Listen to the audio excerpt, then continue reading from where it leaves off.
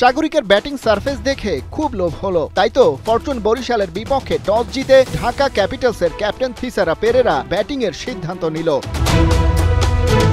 ব্যাটে বল আসছিল ভালো, দুই ওপেনার ভালো স্টার্টও পেল। 28 বলে উঠল 31 রান। তবে আগের ম্যাচেই সিলেটে ঝড় বইয়ে দেয়া লিটন দাস পেলেন স্লো স্টার্ট। ইনিংসটা বড় করতে পারলেন না। রিপন মন্ডলের বলে 17 বলে 13 রানে তার ফিরে যাওয়া। স্ট্রাগলিং মুনিম শাহরিয়ার শূন্যতে ফেরার পর দল আরও চাপে। আউট হওয়ার জন্য যেন উঠে পড়ে লাগলেন ঢাকার নামিবিয়ান রিক্রুট কোয়েটসে। একটা বাউন্ডারি আদায় করলেও পার্ট টাইমার রিয়াদের বলে দিলেন ক্যাচ তুলে। সাব্বির রহমান চট্টগ্রামের মাঠে আগুন ধরিয়ে দেবেন এটাই ছিল আশা। দারুণ ছক্কায় বল গ্যালারিতে ফেললেন, সব দিকে উত্তেজনায় ঠাসা। তবে টিমের স্লো রান রেটের চাপে তাড়াহুড়ো, আর তাতেই সাব্বিরের প্যাভিলিয়নে ফিরে আসা।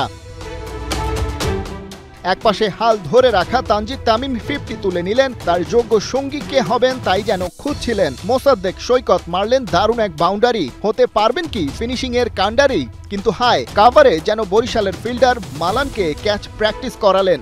ভালো সুযোগ পেয়েও সেটা কতটা কাজে লাগালেন? শেষ বেলায় বোলিং অলরাউন্ডার ফারমানুল্লাহ শাফি স্কোর নিয়ে যেতে চাইলেন ফাইটিং পজিশনে। 16 বলে 22 করে আউট হলেন। ঢাকা ক্যাপিটালসও থামল ওখানে। সাগরিকায় টার্গেট 140, বেশ মামুলি, কে না জানে। সহজ কাজটা সহজে করতে চাইল তামিমের বরিশাল। ক্যাপ্টেন নিজের ধারাবাহিকতা ধরে রাখতে চান। নতুন ধাঁচের উইকেট পেয়ে বাকি ব্যাটাররা যখন দুরন্ত, সেখানে একাই যেন ফ্লপ নাজমুল শান্ত।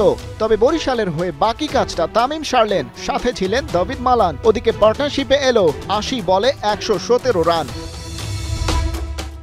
শেষ বেলায় খান সাহেব আউট হলেন বটে, তবে তার আগে 48 বলে 61 তার ব্যাটে। ম্যাচ শেষে মালানের নামের পাশে অপরাজিত 49 রান। 13তে নট আউট জাহান্দাদ খান। ঢাকাকে ফরচুন বরিশাল হারালো 8 উইকেটে।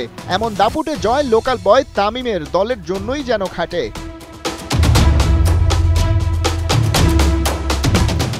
খালিদ জামিল, 71।